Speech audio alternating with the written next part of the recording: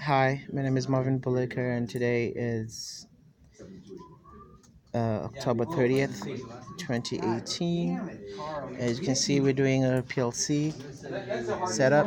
We're using the program we wrote last week, so this is the first one. It's wired there. You can see I have the 24 volts there and the 0 volts common grounds. We got actually two PLCs mounted on this board. On this side, I have my outputs up there, which is the LED in this time, and got two buttons here tied to X1 and X2, and the PLC itself, PLC cover here. So all the wires are working. So did that work? So this is pretty much a safety button.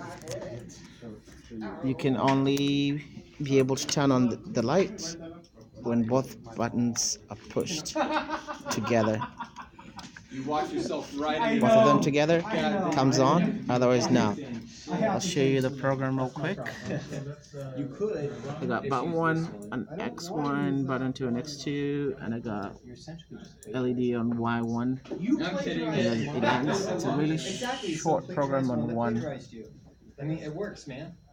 and you'll see that in lab 1. Alright, more information will be in the lab write-up.